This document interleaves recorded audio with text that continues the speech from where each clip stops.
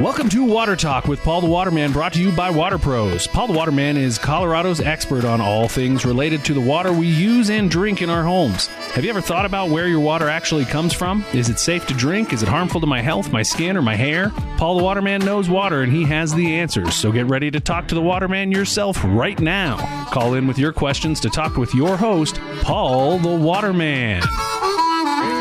Welcome. Glad to be here. Welcome to Water Talk. I'm Paul the Waterman. We want to start the show today with breaking news. If you live in Larkspur, Colorado, you've received a letter stating that you have radium, high levels of radium in your water. Now, radium is not harmful to bathe in or shower in, but it's very harmful for drinking and to cook with. And what radium does is it's harmful. It builds up in your bones. So we have a solution for radium. A conventional water softener will work. Obviously, a point of use reverse osmosis will work. And to call in and you have any questions, our number here at the studio is 303-477-5600. So we've talked a lot on Water Talk about forever chemicals and PFAS. And one of the things that I want to go over is filtration products. And are the filtration products right to use for PFAS contamination? And so one of the things that we have to take in consideration is the quality of water that's coming into the home. And hard water absolutely affects filtration. Calcium deposits build up on water filters, especially the filters in the refrigerator door. You see if you go into somebody's house or in your own home and you have a water dispenser where you get your water and your ice cubes and you see the calcium deposits. Calcium deposits form around that filter, and if it forms around that filter, then the filter is not absorbing the water. And at Duke University and North Carolina State University, they did a study regarding household filters and how effective they were at removing the PFAS. And in some cases, some of the filters actually increase the PFAS levels in the water supply. And how does that happen? It happens because of the contamination. The contamination is hardness, is iron, sediment, and that all affects the water filtration's capability. So when you have a water filter system, inline filter especially, it's not just filtering the water for physical contaminants as well as chemical contaminants. And those physical contaminants can affect the filter's operation. So the micron size is important. And in micron size and filters, I'm sure you've seen if you've gone to the store, and it's confusing at times, I'm sure, because you have like a 5 micron filter, a 10 micron filter, and a 20 micron carbon filter. And so those are designed for flow rates. And so the higher the micron, the more flow rate will pass through the water. So the lower the micron size, the slows down the flow rate. And as it's slowing down the flow rate, the physical contaminants are absolutely going to build up on that filter. And so what can happen, think about an inline filter as like a vacuum cleaner bag. You remember, or the canister. You vacuum up so much, and if you don't forget to empty it out, what happens? Dust starts to escape the vacuum cleaner. Well, it's the same premises in water filtration. So if you have a water filter and it's getting occupied by hardness, if it's getting occupied by iron content, if you live on a well, then what can happen is the level of PFAS contamination can accrue or accumulate on that filter, and then eventually you have more PFAS escaping from that water filter than if you would actually coming out of the water source itself. See, PFAS contaminant, it's present everywhere at once. PFAS I look outside and it's a beautiful fall day and the trees are starting to turn colors, and one of the things that hit me is that there's PFAS in the leaves in the tree. There's PFAS in the grass, there's PFAS in the fruit, and we have an abundance of PFAS contamination in our body right now, to the point where our waste treatment plants are having problems with PFAS contamination because they take the human waste out of the water, and they used to sell that to farms for fertilizer. But now that's becoming a problem because the human waste is becoming over-contaminated with PFAS. So there's a big issue with PFAS. It's a forever chemical that it's really started in society in the 40s, and used. It's a water repellent. It's something that's used in paint, water-resistant, paint, deck stains, the coating on cement. So anything that's water resistant, firefighting foam, and that's a big issue in Colorado with all our forest fires. So that's something to take in consideration, is the length of time that it's been there.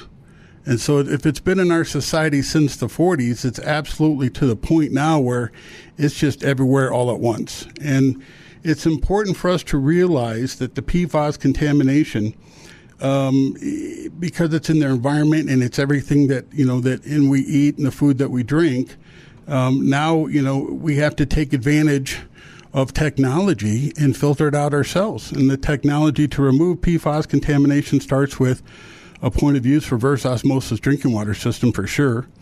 Reverse osmosis is nanofiltration, so it's down to 0.001 micron.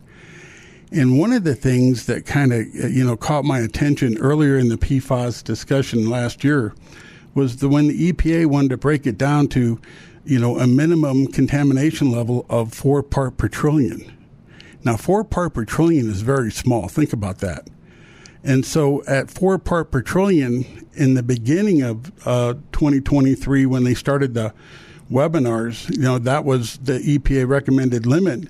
Now the EPA recommended limit is 0. They say we shouldn't have any PFAS contamination. So you don't need a large number to have a contaminant issue.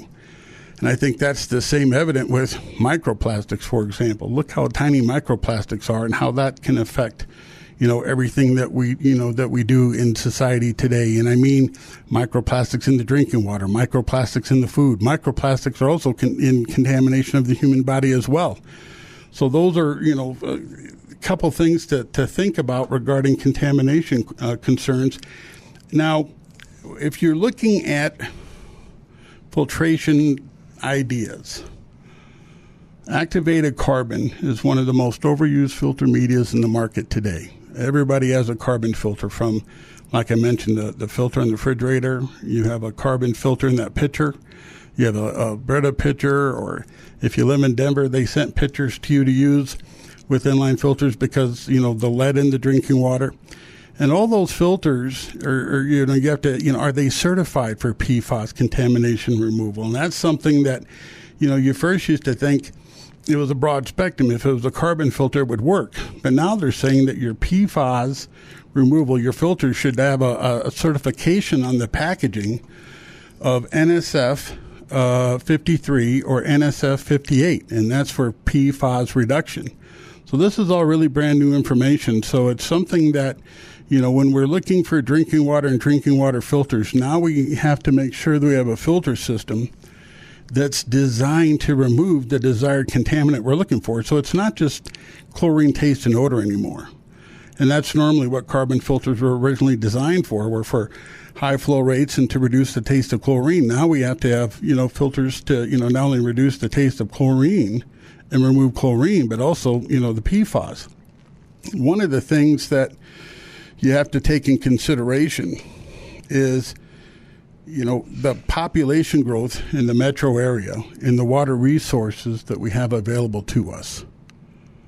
So water resources are, where the municipality draws water to provide to your home. And it could be groundwater. It could be like the Platte River. It could be the water reservoirs like Chatfield, or it could also be an independent well that the municipality has access to.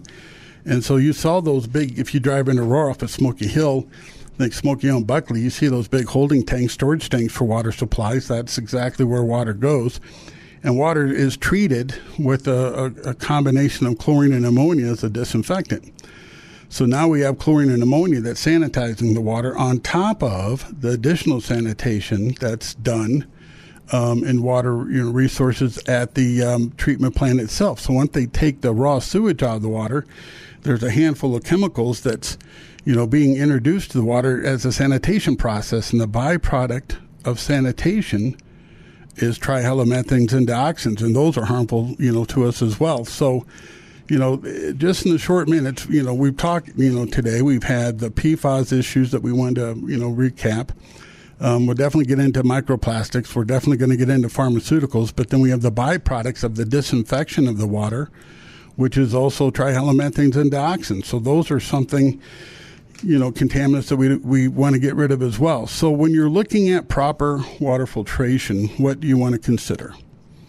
Well, the first thing you have to consider is what is the quality of your water, that we have to treat. And the main two concerns when you're looking at water quality and water filtration is what your chlorine levels are if you live in town, your water hardness, and then for folks that live out in the country, you also have to consider what the water hardness is, but also iron content. Because, iron content can absolutely affect water filtration and the effectiveness. I was at a home in Deer Trail, and they had 2 pre-filters, and he forgot to change those pre-filters. But those pre-filters collected so much sediment, so much iron content, that it started contaminating, the water softener, which will happen once you take ferrous iron, which is clear water iron, and once it oxidizes into a solid, that can be a real muddy mess. And if the filter is not maintained properly, then all that mud gets into the water filtration system. So then you have to think about, okay, now my water filtration system is not doing its job because it's getting occupied by the physical contaminant. Well, same thing if you live in town with hard water. Hard water coats the filter, and so the filter stops absorbing the water, and then what happens is water bounces off. And if water bounces off, then it's not filtering anything. Now, back to, when we opened up the show, PFAS contaminants can be absorbed by a granular activated carbon filter, but then what happens if the filter is not maintained or changed properly, or if the filter becomes contaminated with hardness, then you're going to get a bleed through. So not only do you have the PFAS that's in the water already, then the PFAS that's in the filter that was trapped by the filter will leak. And that's where they said in this study that in some cases, some of the PFAS increased out of certain water filtration, devices. So, water treatment, I always say, isn't plug and play. It's something that we definitely, need to pay attention to. And what I mean by that is the quality of water going in and then being able to design the right filtration system so you have better water coming out of it.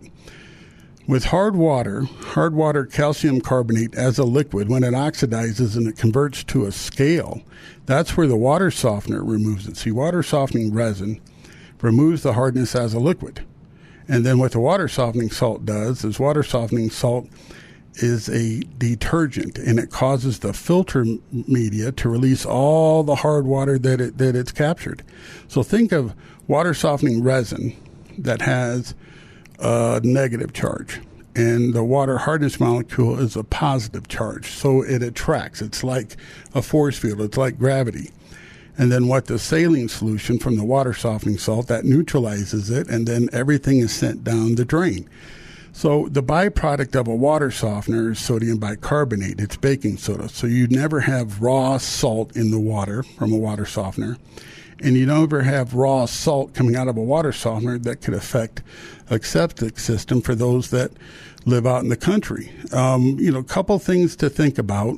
And we're going to be taking our first break. But what I want you to think about is, how long has this contaminant been an issue in that we've been drinking? We'll be right back.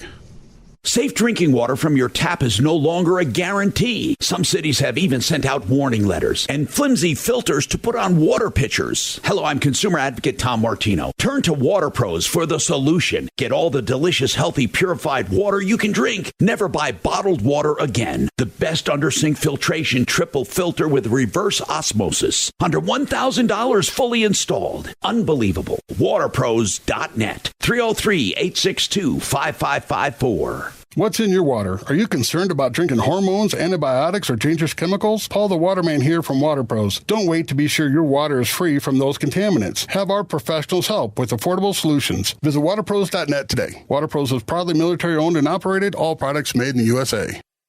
You're listening to KLZ 560, your home station. Welcome back to Water Talk. I'm Paul the Waterman. And so in the news, they're talking about, going from the toilet to the tap. I know Douglas County, Castle Rock has announced that. And so before the break, I asked you guys to think about the long-term contamination of our water. So we had the PFAS contamination problem that's dated back, that's been a contaminant in our water supply since, 1940s, I think 1946 to be exact. But the other issue is the pharmaceuticals.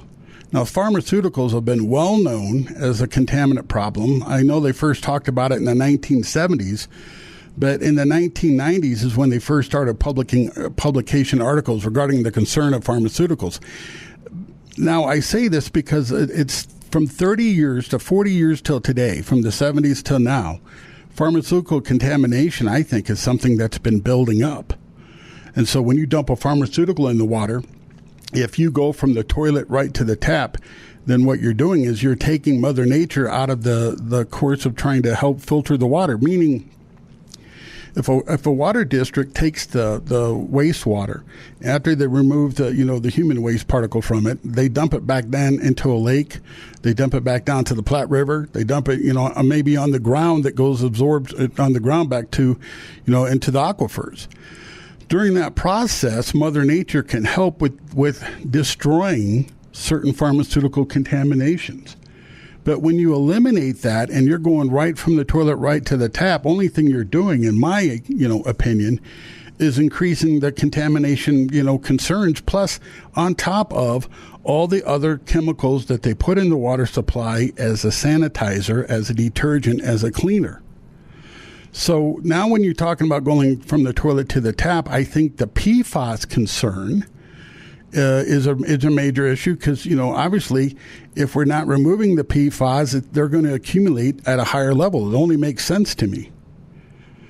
When you go from the toilet to the tap, the other thing I'm worried about is all these hormones. Hormones are something that, it really concerns me in the water supply, especially, these puberty blockers. That really concerns me. That's basically, sterilization, puberty blocker, the hormones, estrogen. We also know that, the byproducts of, when unfortunately, if you have to do chemotherapy, that's a drug that they've tested, that's found in our water supply. Birth control medications are found in our water supply. And so this is something that we really, on top of the forever chemical issue, we have to pay attention to as well.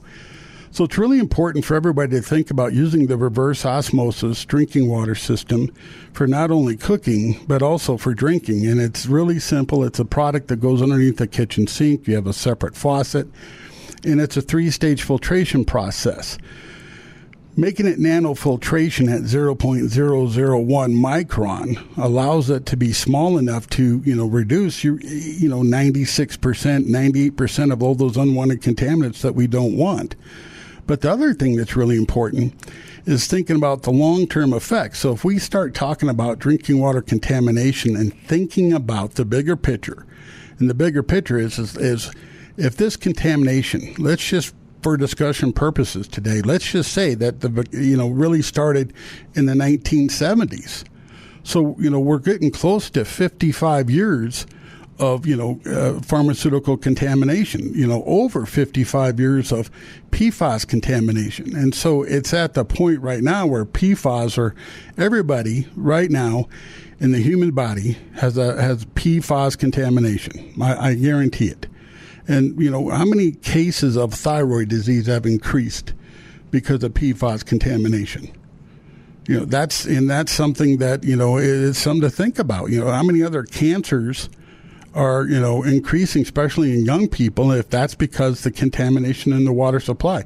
Because the contamination levels are higher today than when I was a kid back in the 70s. And at home, I use a reverse osmosis drinking water filter system. I have it for the ice cubes, and I love making my Crystal Light with reverse osmosis, and it's just, it enhances the flavor. And, I drink a lot of water because it's something that tastes good, but also, water is a flushing agent for the body. It's a necessity for us. When you're talking about, well water, people have to understand that well water, there's really no guarantee to the quality of your well water that you have. Well water can change. Well water can absolutely change. It can absolutely change the quality. And it's based on two things, in my personal opinion. The growth. With well water, there's, the growth out in the rural areas. I mean, Elizabeth is growing. There's a hidden subdivision in Elizabeth that I never knew about. And when you drive out there, it's like in the middle of nowhere, and bam, there's just all these houses. And pretty soon, I see a school that's being built. Next thing you know, there's going to be, your own little city out there. You're going to have the King Soopers, the Safeway, the car washes. It's going to be, it's just amazing how fast that grew, and it just popped out of nowhere.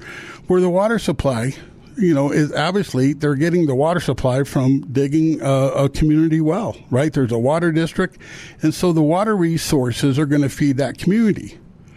Well, that can affect the quality of water if you have a private well and you're out in that area. Absolutely, because now you're going to have more people drawing from that aquifer that you're tapped into. So you may experience iron issues. You may have lived in your home for years, and all of a sudden you see, iron contamination. I call it contamination. Iron staining in the toilet bowl. It affects your laundry.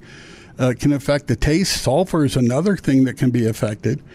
Boy, sulfur smells. Sulfur has a bad odor to it, and high iron content can mask sulfur. So, there's a lot of well water problems out there in addition to, the PFAS contamination that everybody else has. But do well water folks really think or consider that they have the same issues with their water that, we do here locally? And locally means, the city water supply in the municipality. Think about all the building that's going on right now. Sterling Ranch out and off of Santa Fe. That's another one. I can't believe the growth, how many, new communities, new schools are out there in Sterling Ranch. I mean, they're beautiful homes, and that just boomed.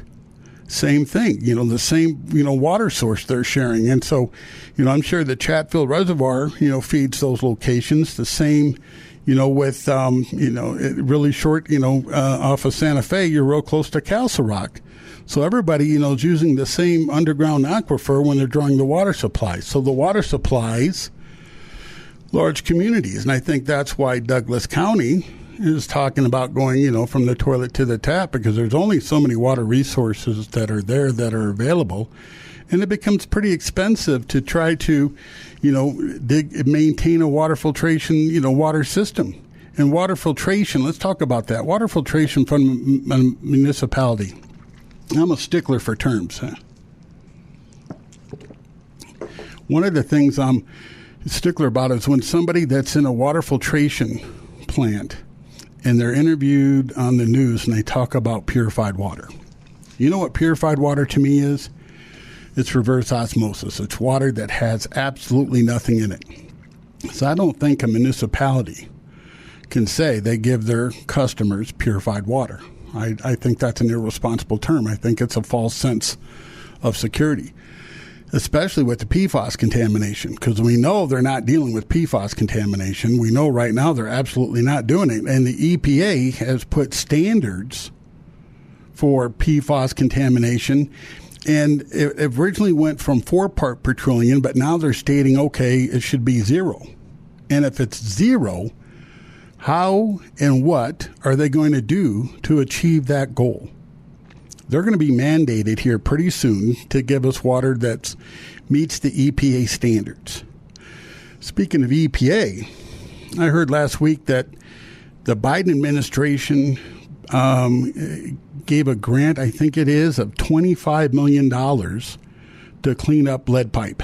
And so, water can be supplied, water infrastructure that had lead pipes can be replaced. Well, I just don't think $25 million is enough. But that's something that, we have to take in consideration as well. So old infrastructure with lead pipes, galvanized pipes, people that live in a home that was built in the 60s, 70s, and early 80s that had copper pipes, do you realize you have lead solder? And lead solder is absolutely leached, can leach copper because of the total chlorine content. That's right. Total chlorine, the chlorine can leach lead from the solder in those copper pipes. So that's something to think about too. And what I would do in that situation, again, it's important to pick the right whole house filter. And so the right whole house filter can eliminate that chlorine content, also protect you from the total PFAS contamination, but then eliminate the bleed through. So we have a caller. Keith, how you doing? Good. I just wanted to correct you on a couple things. Sterling Ranch does not get water from Chatfield Reservoir. What? The proximity. Right, it's close by. Go ahead. They got water from Aurora Water District. And also Aurora does do some RO out on their Prairie Meadows project out of 8470, but I don't believe that fulfills with RO. It's just a project that supplements their daily usage. I appreciate the information, Keith. Thank you about the Chatfield Reservoir. Yeah. And there's also, the other thing is there are no new schools in Sterling Ranch as well. I drove by. I was out there last week, and I thought I drove by a new school development, and I might have been mistaken, but I thought that was a new grade school that they were putting together. No, there's a child's daycare there, but there's no Douglas County public schools, nor are there any private K through 12 schools. That's probably what I saw was the daycare. I appreciate that. Yeah. Thank you very, very much. You bet. Thanks for the call, Keith. We appreciate it. Let's go ahead and take our break.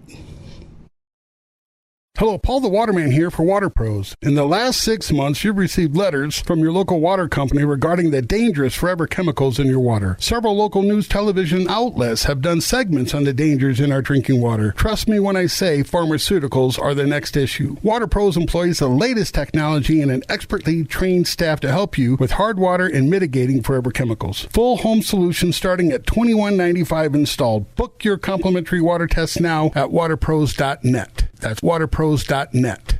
The EPA is making changes in regulations for water safety because of elevated levels of lead, Gen X, and forever chemicals in water supplies. Locally owned and operated Water Pros has home treatment solutions ready to install today. Water Pros employs the latest technologies and an expertly trained staff to help you with hard water, lead in your water, and mitigating forever chemicals. Full home solutions started in 1995. Book your complimentary test and consultation now, waterpros.net. This is AM 560, KLZ, your home station. Welcome back to Water Talk.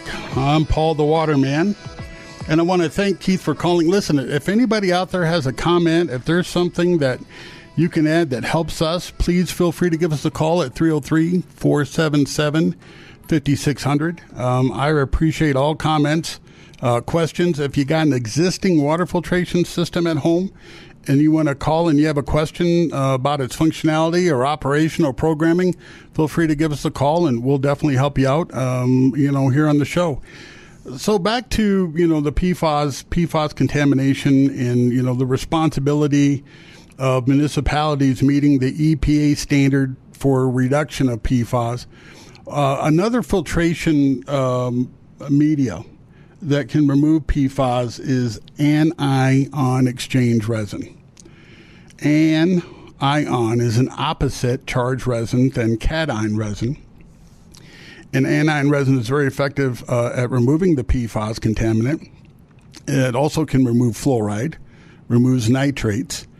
But anion resin is super, super sensitive, and it has to be supported or fed soft water. Hard water or any kind of water contaminant like iron or hardness will absolutely foul out that anion resin media. So I say this because I remember a couple months ago, I think it was in, what's that community out down by Falcon? Colorado, south of Colorado Springs. Help me out, look. There's Falcon, and then there's another town, and I'm drawing a blank. It's by the Speedway. Anyway, they were on TV stating that they had a media, that was in place that the Air Force helped pay for to reduce the PFAS contaminants. And the first thing I thought after hearing that story, was, well, that media is sensitive. That media won't last very long or won't be effective, with hard water. And so hard water is very common. You get down by the Colorado Speedway, in Colorado Springs, and then there's Falcon. Man, I tell you, someone help me out. Give us a call and tell me what the name of that town is that's outside the south of Colorado Springs that has extremely hard water. Both sides of I-25, no matter where you go, it's really hard water. Anyway, that's something that, just caught my attention. So when you have a filtration media like aniline resin that's sensitive but effective, so then, you have to support it with, with a standard base ion exchange water softener to, remove the hardness and iron content for that filtration media to be effective. So, I brought up, before on Water Talk, when you have something of that massive. Think about the size of the filtration system that has to be. I mean, you have 3-inch water mains, 6-inch water mains.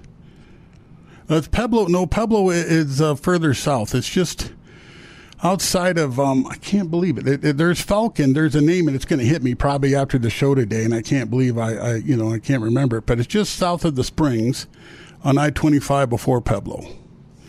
So when you're talking about the high levels of PFAS contamination to be removed on a major massive scale.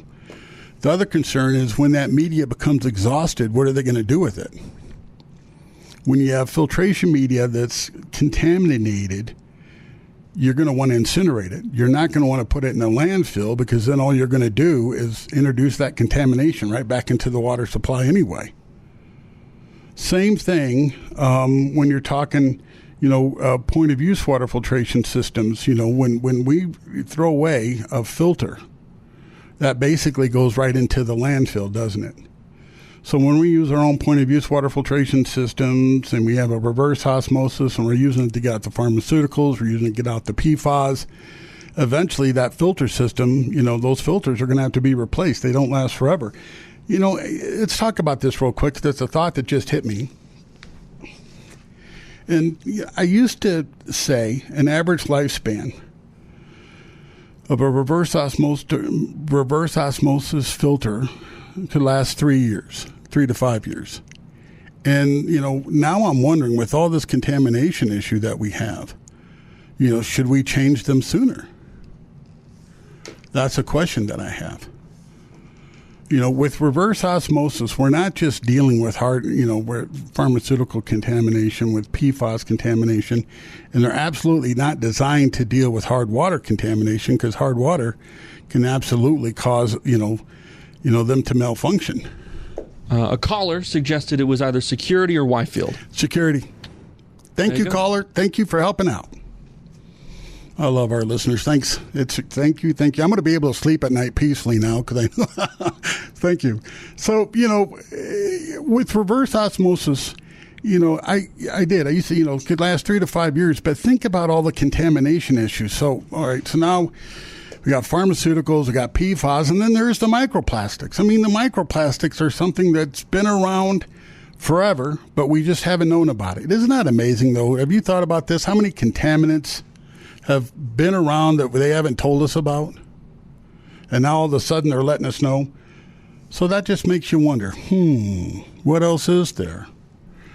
If you think about back to granular activated carbon as a filter media to be used to remove PFAS,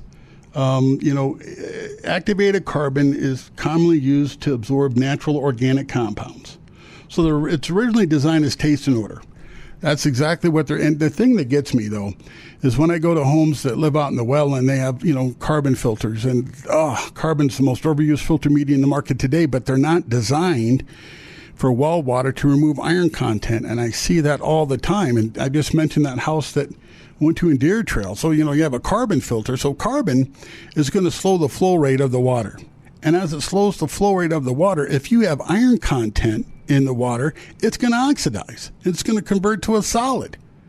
So then all that iron is going to cake up and again, it's going to get muddy inside that filter housing. But what's it doing to your well pump? Well, anytime you slow the flow rate of water, you're causing, and your pump has to pump against resistance. Your water pump is not designed to pump against resistance. I can tell you that right now. So when you put a filtration system in, like an inline filter that's a carbon filter, and it accumulates and it gets all muddy and nasty looking, well, you're taxing your well pump. So, and I see a lot of carbon filters, and I can blame the big box stores, or plumbers. Plumbers especially, put a carbon filter on it. One of the things that works really well removing ferrous iron is water softening resin. Water softening resin loves hardness and it loves ferrous iron. So we recommend dual tank water softeners on well water with high iron content and hardness because resin loves it. The reason why you want a dual tank is so the system can alternate tanks back and forth, but then it can take clean water from one tank to back flush the other tank.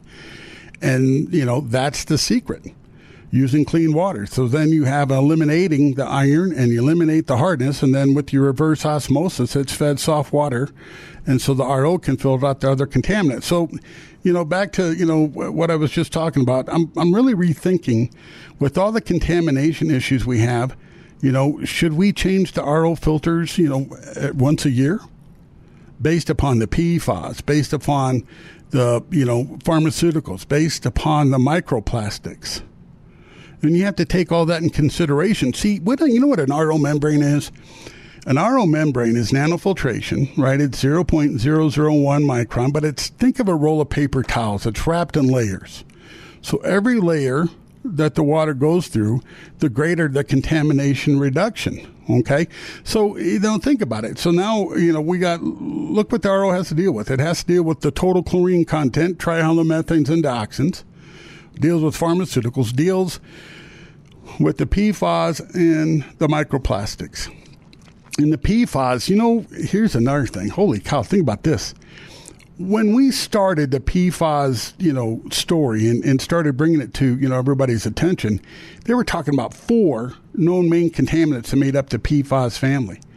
Now there's over 157 I believe, 1,000 different contaminants, 157,000 different contaminants that I've identified. And now outside of the PFAS family, there's a contaminant that fits with it, but it's had its own little category.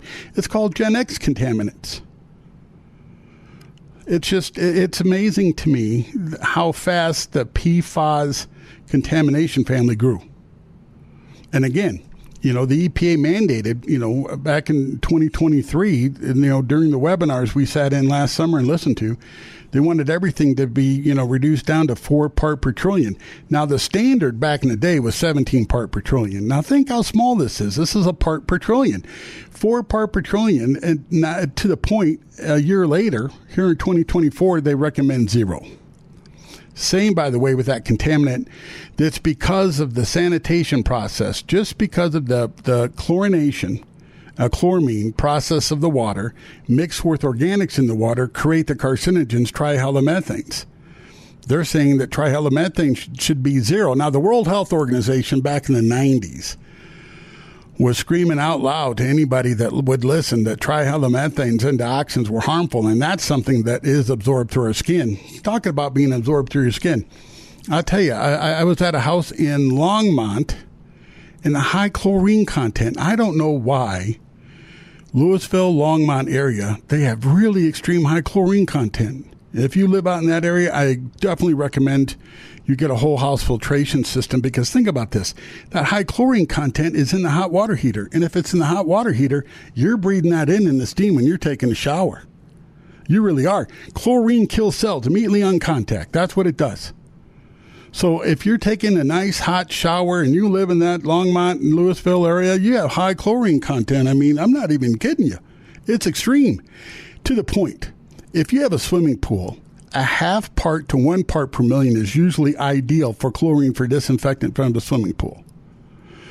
I'm testing chlorine levels at 3 to 4 part per million in those areas. That's really high. So, total chlorine, is a disinfectant byproduct. It's necessary. But here's my question. Why is it so high up there in Longmont? Now, Longmont water, the house I went to was, at 7 grains per gallon of hardness. So on a scale of 0, which is soft, 10 is extremely hard, they add a 7. That's enough to see calcium build up on the faucets and fixtures, and you're borderline on modern-day appliances. Modern-day appliances are not designed to operate in hard water. They're just not. The reason why is because the restricted water conservation, they restricted use of water. Back in the Obama years, that's when they started. We remember we went from the full-size tub wash machines to those front-loader wash machines that weighed the clothes. Remember that? Look, and then they, you'd wash your clothes, and then your clothes, you have dry spots. I mean, that was a nightmare. I remember, Colleen and I bought one of those brand-new wash machines, and, boy, once we saw the dry spots and the clothes weren't coming out clean, we got rid of that, went to a used appliance store and got an old Maytag. Now the technology, has improved, and so it's something that, but if they go even further and try to restrict water usage, that's what hard water does. Hard water affects appliances because of water restriction, and so the smaller the ports, then the calcium deposits build up. We did a washcloth test. I was out in Westminster. Was at a home. It was built in the 60s, and they had a bottled water because they didn't like the taste of water, high chlorine content. Well, it's really hard water. And I did a washcloth test, and so I took a washcloth, and I rinsed it with bottled water. Bottled water is soft water, okay? And so showing them all the trapped soap, that's exactly what happens in hard water and appliances. The soap sticks and curdles to the fabric. And it stays. And so, we're putting in a whole house water filtration system for her on Saturday. And I told her the first couple loads of laundry you do, don't put any soap in it because you got enough soap in your clothes as it is right now.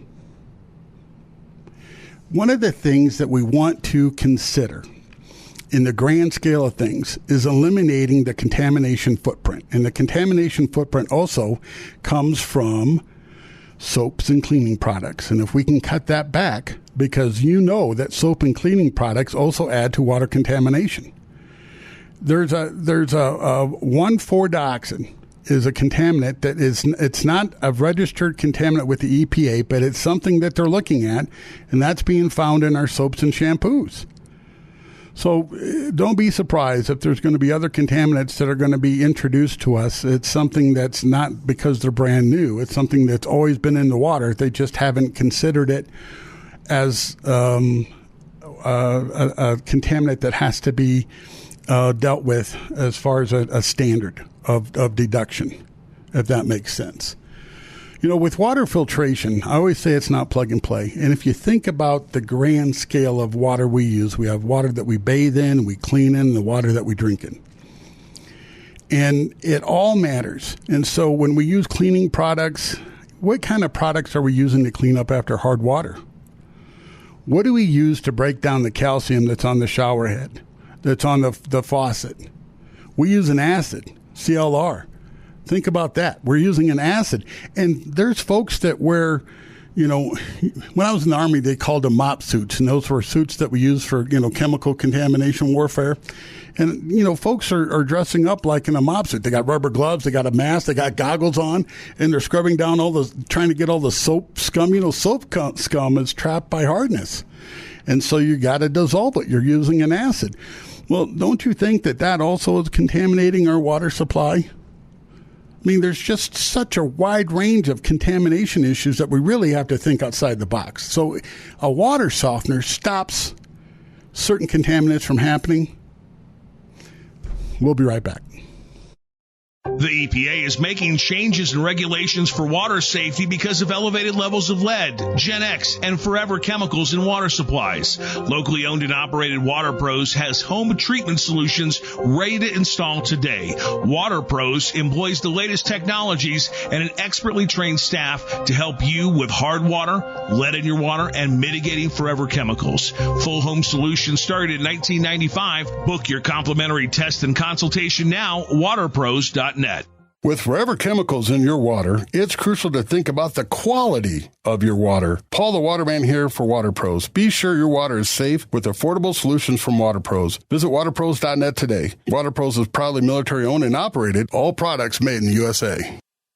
This is 560 KLZ, your home station. Welcome back to Water Talk. I'm Paul the Waterman. I'm very grateful that you're with me today. Thank you very much. So, PFAS suppresses our immunity system. Think about that. How many, we have the COVID, cold and viruses and, thyroid disease. It's all caused by PFAS contamination. If we got something that can affect our immunity, and also now you're going to see food labels that no PFAS. Can you believe that? That's coming to the grocery store near you. Look for the food labels, especially on your meat products, that say no PFAS. Think about that farm in Michigan or in Texas that bought your human waste as fertilizer and spread it all over the field, and bam. What happened? So high contaminant levels of PFAS, that farm they couldn't use it. They couldn't use the meat. They couldn't use the hay that basically had to be shut down. By the way, if you have any questions, give us a call, 303-477-5600. Also want to mention real quick, we have that, Water Talk special for our listeners with the reverse osmosis and whole house water softening. For only $31.95 installed. You call the office number at 303-862-5554. And Colleen is there, standing by, ready to, book your free in-home water test.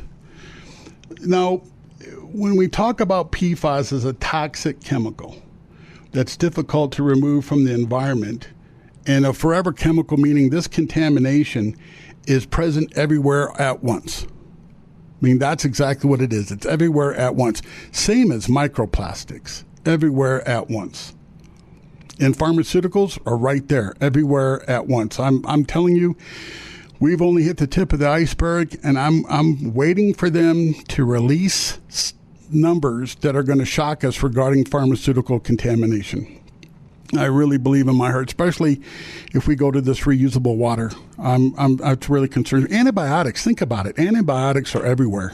I think we could put antibiotics in that category as, everywhere all at once, especially in the meat that we eat, the poultry, the beef, the pork. Seriously, that's another thing, and the food, the food label, we have, of course, the mandated, calorie content, what is good for you, how much sugar, fat. And then we have, the no antibiotic label, no hormone label I've seen. And now we're going to have a label that says, free from PFAS. That's just unfortunately where we're at today because this contamination is in our water supply. You realize that everything is in water, and so it's everywhere. Whatever contaminates the earth contaminates us. We're not immune from it.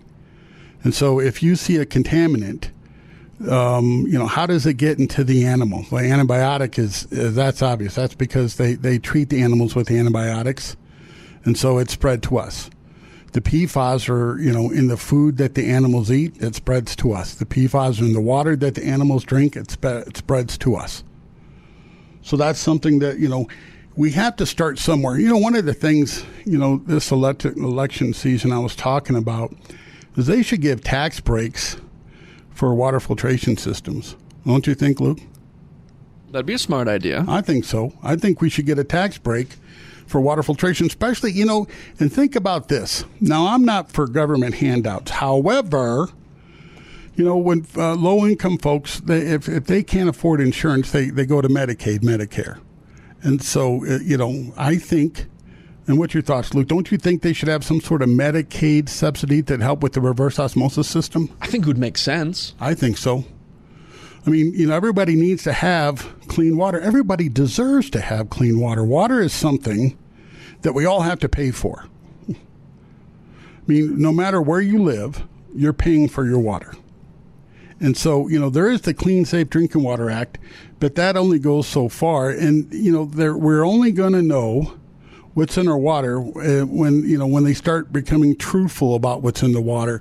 I don't think they're being 100% truthful about what's in our water, especially when it comes to pharmaceuticals.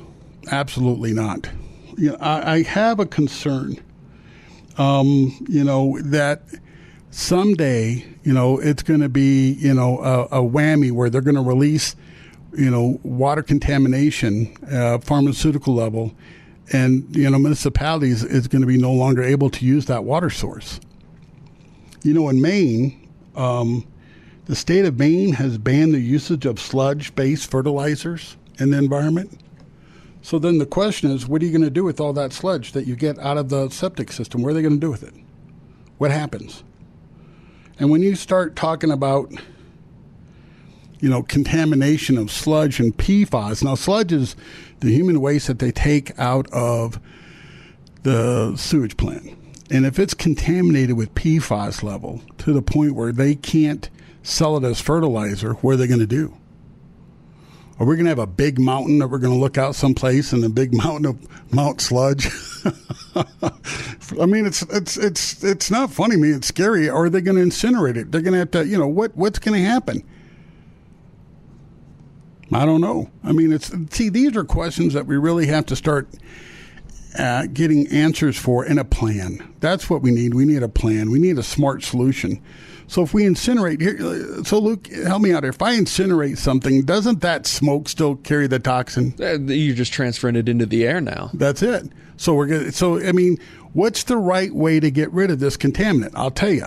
If you start treating the water at your home and you start removing it, then the water that goes down the drain won't be as contaminated as what it comes out of the tap. Now, we do have to have a smart plan to reduce, the waste, contaminated waste. And so we have to figure out what's the right way to dispose of contaminated filters and filtration media at the level that we're going to be running into when we have these EPA mandates to get these, PFAS down at an acceptable level. Again, a part per trillion is just small. I mean, it's tiny. I have a question for you guys out there. Have you ever really thought about, the quality of your water? Have you really thought, do you just take it for granted? How often when you're, running water to fill up the noodle pot for spaghettis, or, now we're going to get in that time of year for chili and soup. I love chili. Chili's good. We got the Bronco game tonight, don't we? Yes, we do. All right. Sean Payton's going back to the Superdome. Well, no, it's not. It's called Caesars something now. I don't know. Water in the beer. Yeah, there you go. Contaminated with PFAS. Oh, my heavens. So seriously, this is just something that, that's what this show is for. We want to have a discussion. We want to come up with ideas and solutions that, can improve, because water is everything. Think about it. The water's in the trees, it's in the fruit, it's in the vegetables, it's everything. And everything is made of water. And again, I say, whatever is contaminating the earth is contaminating us. And when you have really, really hard water, that's where the water softener comes in. And the soft water helps support the reverse osmosis drinking water filter system, which helps then remove the contaminants we want out of the water that we use for drinking and for cooking. Call our office at 303-862-5554. That's 303-862-5554. And talk with Colleen, and she'll get you set up, and we'll come out and do a free water test and answer any questions that you have. But I ask you guys to do your own research. And, when we're here next week, give us a call at 303-477-5600, and I'd love to answer any questions that you have. If you've got an existing system at home and you want, questions about it, what it does, what it's designed to do, or if you even have an issue on how to program it, give us a call and I'll help you out with that too. We're here to help. And, the biggest thing that we want to do is, create awareness, especially during this election season. I think water is more important than greenhouse gas, if you want to know, very, very candid. Without water, we don't have anything. And water is life. And so that's, You look at the golf course and the nice green grass that we have, and you look at, this summer we had the tomato plants and the cucumbers, and, we're going to see pumpkins all over the front porch, and you can't help but wonder how many PFAS are in that pumpkin. You laugh at it, but it's not funny. It's sad, scary stuff. It's like, holy cow. So, that's something that we definitely want to take care of. And, when you're talking about the population growth and you're talking about going from, the toilet to the tap and city water sources, there's only so many sources that people have, to use. That toilet from the tap, that's another big issue that we definitely need to study. Think about this real quick. Remember back in COVID, they went to waste treatment plants and they could test for the COVID virus at the waste treatment plant. Well, the problem there is that that's a live virus. You can't test for a dead virus. So here's the thing that scares me. That's chlorination water there in that waste treatment plant. So that virus was surviving through, chlorinated water. So, that's, again, another form of filtration that we'll be talking about is ultraviolet light that zaps viruses and bacteria. So that's something that, we'll be getting into. But I just think, the reverse osmosis is absolutely what we need to have. And that's why I came up with that $31.95 special for, reverse osmosis and a water softener, because everybody deserves clean water. And I try to make it as affordable as possible and never, ever, ever think that you need to pay an arm and a leg or a car payment for a water softener. That just run away from that situation. And the last thing I want to say today is remember this. There's no such thing as salt-free water softeners. They don't exist. Thank you very much. You guys have a blessed day, and I look forward to seeing you next week. Take care.